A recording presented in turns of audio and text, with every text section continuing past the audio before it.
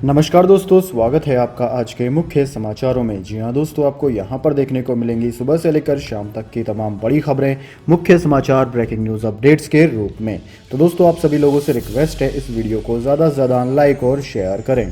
तो दोस्तों, सीधे चलते हैं आज की पहली बड़ी खबर की ओर। अविश्वास प्रस्ताव पर वोटिंग से पहले इमरान खान की लोगों से सड़कों पर उतरने की अपील, अमेरिका को लेकर कई बड़ी बात।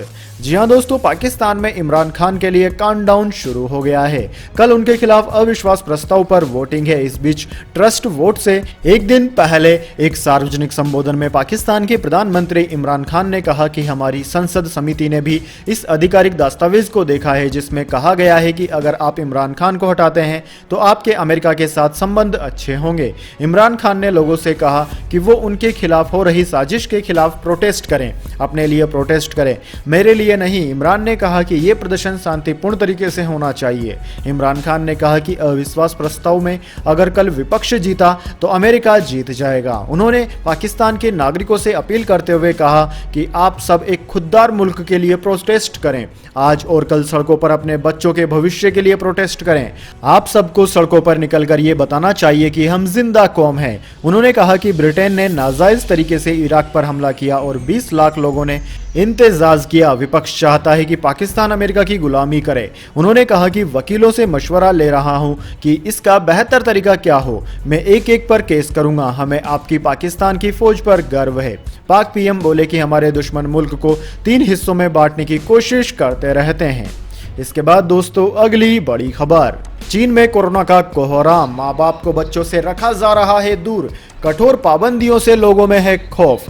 जी हां दोस्तों, पिछले कुछ महीनों से पूरी दुनिया में कोरोना वायरस की रफ्तार धीमी रही है।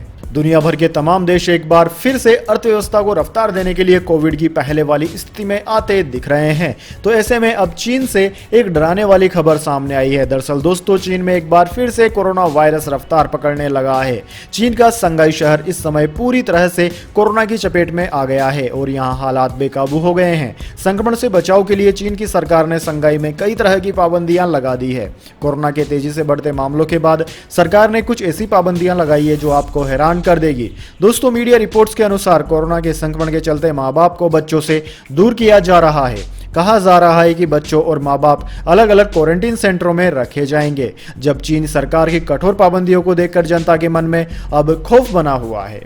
इसके बाद दोस्तों, अगली बड़ी खबर। गुजरात पर आम आदमी पार्टी की टिकी नजर। अहमदाबाद में अरविंद केजरीवाल भगवंत मान का रोड शो, बोले दिल्ली पंजाब हो गया, अब गुजरात की बारी। जी हां दोस्तों, दिल्ली के मुख्यमंत्री और आम आदमी पार्टी के राष्ट्रीय संयोजक अरविंद केजरीवाल और पंजाब के मुख्यमंत्री भगवंत मान 2 दिन के गुजरात दौरे पर हैं। शनिवार को उन्होंने अहमदाबाद में रोड शो किया। इस दौरान अरविंद केजरीवाल ने गुजरात की जनता से उनकी पार्टी को एक मौका देने को कहा। केजरीवाल ने अपने भाषण की शुरुआत में कहा, केम छो। रोड शो के दौरान अरविंद केजरीवाल ने कहा कि हमें राजनीति करनी नहीं आती है, देशभक्ति करनी आती है, भगवान का करिश्मा है, वरना हम छोटे लोग जिसे 10 साल पहले कोई नहीं जानता था, पहले दिल्ली में सरकार बन गई, फिर पंजाब में सरकार बन गई, ऊपर वाला कुछ तो चाहता है। उन्होंने कहा कि हमने दिल्ली में बिजली पानी मुफ्त कर दिया, भ्रष्टाचार खत्म कर दिया, दिल्ली में कोई आपके काम का पैसा नहीं मांगता। पंजाब में 10 दिन में भगवंत मान ने भ्रष्टाचार खत्म कर दिया। पंजाब में कोई पैसे मांगता है तो लोग कहते हैं कि भगवंत मान आ जाएगा, दिल्ली में होता है तो लोग कहते हैं कि केजरीवाल आ जाएगा। दोस्तों, केजरीवाल ने कहा कि आज मेरे पास गुजरात का कोई आदमी आया, उसने कहा कि बीजेपी वाले जनता की नहीं सुनते, अब इनमें अहंकार आ गया है। इसके बाद दोस्तों, अगली बड़ी खबर। पेट्रोल डीजल के दामों में फिर हुई बढ़ोतरी, 12 दिन में 10वीं बार बढ़े दाम। जी हां दोस्तों, लगातार 7 दिनों तक पेट्रोल में बढ़ोतरी के बाद शुक्रवार यानी कि 1 अप्रैल 2022 को देश भर में पेट्रोल और डीजल की कीमतें स्थिर रही थी, लेकिन 2 अप्रैल को फिर से इसमें 80 पैसे की बढ़ोतरी हुई। दिल्ली में पेट्रोल और डीजल की कीमत 102 रुपए 61 पैसे प्रति लीटर और 93 रुपए 87 पैसे प्रति लीटर रही। दोस्तों, पेट्रोल तथा डीजल की कीमतें करीब 4.5 महीने तक स्थिर रहने के बाद 22 मार्च को बढ़ाई गई थी। तब से 10वीं बार कीमतों में वृद्धि की गई है। दोस्तों, आपकी जानकारी के लिए बता दें, 5 राज्यों में चुनाव के चलते 4.5 महीने तक स्थिर रही पेट्रोल की कीमतें अब जब अंतरराष्ट्रीय स्तर पर पेट्रोल के क्रूड दाम कम हो रहे हैं तब भी लगातार बढ़ाई जा रही है। इसके बाद दोस्तों, अगली बड़ी खबर। गर्मी ने 121 साल का रिकॉर्ड तोड़ा। 1901 के बाद पहली बार मार्च में पारा 40 के पार। 9 राज्यों में लू चलने की है चेतावनी। जी हां दोस्तों, देश भर में अप्रैल की शुरुआत में ही चिलचिलाती गर्मी ने लोगों का जीना मुश्किल कर दिया है। इस साल गर्मी ने मार्च में ही तीखे तेवर दिखाने शुरू कर दिए थे। मौसम विभाग के मुताबिक इस साल मार्च में तापमान ने 121 साल का रिकॉर्ड तोड़ दिया। दोस्तों 1901 के बाद पहली बार मार्च में देश के कई शहरों में पारा 40 डिग्री के पार पहुंच गया। 1901 के बाद इस साल मार्च में औसत अधिकतम तापमान सामान्य से 1.86 डिग्री सेल्सियस ज्यादा था। दोस्तों मौसम विभाग ने कहा है कि पारे की यह चाल जारी रहेगी। अगले कुछ दिनों में देश के 9 राज्यों में लू चलने के आसार हैं। दोस्तों इंडियन मेट्रोलॉजी डिपार्टमेंट ने अलर्ट जारी करते हुए कहा कि अगले कुछ दिनों में मध्य प्रदेश, राजस्थान, पूर्वी यूपी, छत्तीसगढ़, हरियाणा, दिल्ली, गुजरात, झारखंड और विदर्भ क्षेत्र में लू की लहर चल सकती है। विभाग ने इस दौरान लोगों से सतर्कता बरतने की अपील की है। राष्ट्र राजधानी दिल्ली में 4 से 8 अप्रैल के बीच तापमान 40 से 41 डिग्री सेल्सियस तक पहुंचने की संभावना है। इसके बाद दोस्तों अगली बड़ी खबर, श्रीलंका में आर्थिक संकट से बदतर हुए हालात। विरोध प्रदर्शन रोकने के लिए 36 घंटे का राष्ट्रव्यापी कर्फ्यू। जी हां दोस्तों, पड़ोसी देश श्रीलंका इस समय आर्थिक संकट का सामना कर रहा है। बिगड़ती आर्थिक स्थिति और देश भर में जारी प्रदर्शनों के बीच राष्ट्रपति गोटाबाया राजपक्षे ने शुक्रवार रात को 1 अप्रैल से तत्काल प्रभाव के साथ सार्वजनिक आपातकाल लागू करने की घोषणा की। समाचार एजेंसी रॉयटर्स के अनुसार श्रीलंका में ईंधन की भारी किल्लत है। फ्यूल स्टेशनों में सशस्त्र बलों को तैनात किया गया है। इसी बीच सरकार ने विरोध प्रदर्शनों को देखते हुए शनिवार को 36 घंटे के राष्ट्रव्यापी कर्फ्यू की घोषणा की। राष्ट्रपति के घर के बाहर गुरुवार को हुए विरोध प्रदर्शन और हिंसा को देखते हुए अब उनके घर के बाहर भारी मात्रा में पुलिस बल को तैनात किया गया है। दोस्तों देश में तेजी से बढ़ती महंगाई, आवश्यक वस्तुओं की कमी से नाराज सैकड़ों की संख्या में लोगों ने गुरुवार रात को प्रदर्शन किया। राष्ट्रपति गोटाबाया राजपक्षे के इस्तीफे की मांग करते हुए सैकड़ों प्रदर्शनकारी उनके आवास के बाहर एकत्रित हुए, जिसके बाद 45 लोगों को गिरफ्तार कर लिया गया और कोलंबो शहर के ज्यादातर इलाकों में कुछ देर के लिए कर्फ्यू लागू कर दिया गया। इसके बाद दोस्तों अगली बड़ी खबर, WHO ने कहा ओमिक्रॉन से 43% ज्यादा तेजी से फैलता है XE वेरिएंट। ब्रिटेन में 500 से ज्यादा केस मिले। जी हां दोस्तों, देश में कोरोना के मामलों में तेजी से गिरावट आ रही है, लेकिन खतरा अभी टला नहीं है। WHO के मुताबिक ओमिक्रॉन का एक नया XE वेरिएंट आया है जो BA.2 के मुकाबले 10 गुना ज्यादा खतरनाक है। इसका मतलब है कि यह ओमिक्रॉन के ओरिजिनल वेरिएंट से 43% ज्यादा तेजी से फैलने वाला है। XE वेरिएंट ओमिक्रॉन के 2 सब लीनेज BA.1 और BA.2 को मिलाकर बना है। हालांकि दोस्तों WHO ने कहा कि जब तक इस वेरिएंट के ट्रांसमिशन में कोई खास बदलाव नहीं देखा जाता, तब तक इसे ओमिक्रॉन के वेरिएंट के तौर पर ही देखा जाएगा। ओमिक्रॉन के XE वेरिएंट का पहला केस 19 जनवरी को ब्रिटेन में मिला था।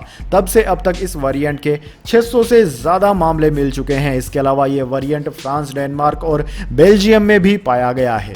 इसके बाद दोस्तों अगली बड़ी खबर, मुंबई की लगातार दूसरी हार। राजस्थान ने 23 रन से हराया। चहल ने डेथ ओवर में की शानदार बॉलिंग। पोलार्ड की धीमी बैटिंग MI पर भारी पड़ी। दोस्तों IPL में मुंबई की जीत का खाता शनिवार को भी नहीं खुल सका। उसे लगातार दूसरे मैच में हार का सामना करना पड़ा। DY पाटिल स्टेडियम में राजस्थान ने उसे 23 रन से हराया। दोस्तों चहल ने डेप्थ ओवर में शानदार गेंदबाजी की और 2 विकेट झटके। राजस्थान के बटलर ने शतक लगाकर स्कोर 193 रन पहुंचाया था। टारगेट चेज कर रही मुंबई ने शुरुआत में ही रोहित शर्मा का विकेट खोया। ईशान और तिलक ने 81 रन की पार्टनरशिप कर उम्मीद बांधी, पर दोनों 50 लगाकर आउट हो गए। इसके बाद पोलार्ड की धीमी बल्लेबाजी के चलते टीम 194 रन नहीं चेज कर पाई। दोस्तों राजस्थान ने मुंबई के खिलाफ पहले बैटिंग करते हुए जब भी 190 या इससे ऊपर का स्कोर बनाया है, तब उसे जीत हर बार मिली है। इसके बाद दोस्तों अगली बड़ी खबर, सावधान 2 दिन तक गुल हो सकती है आपके घर की बिजली। कर्मचारियों ने किया हड़ताल का ऐलान। जी हां दोस्तों, केंद्र सरकार की निजीकरण की नीतियों के खिलाफ देश भर के बिजली कर्मचारियों ने हड़ताल का ऐलान किया है। तमाम बिजली कर्मी आगामी 28 और 29 मार्च को हड़ताल करेंगे। National coordination committee of electricity employees and engineers की बुधवार को हुई बैठक में यह अहम निर्णय लिया गया।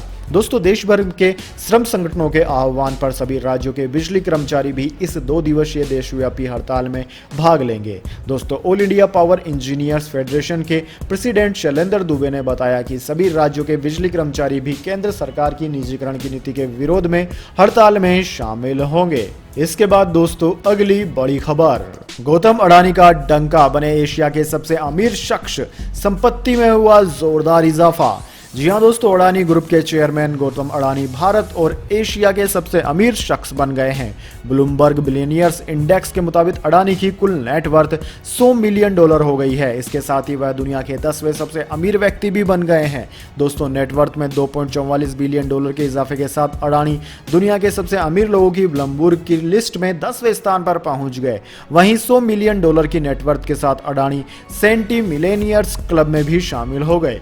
$100 मिलियन से ज्यादा की नेटवर्थ वाले व्यक्तियों को सेंटी बिलेनियर कहा जाता है। अडानी की नेटवर्थ में इस साल अब तक $23.5 बिलियन का इजाफा हो चुका है। लिस्ट में शामिल सभी लोगों में अडानी की संपत्ति में इस साल सबसे ज्यादा ग्रोथ देखी गई। वहीं दोस्तों, रिलायंस इंडस्ट्रीज के प्रमुख मुकेश अंबानी अब ब्लूमबर्ग के सबसे अमीर लोगों की लिस्ट में 11वें स्थान पर हैं। वह एशिया और भारत के दूसरे सबसे अमीर व्यक्ति हैं। उनकी कुल नेटवर्थ $99 बिलियन आंकी गई। इस साल में अब तक अंबानी के नेटवर्थ में $9.03 बिलियन का इजाफा हुआ।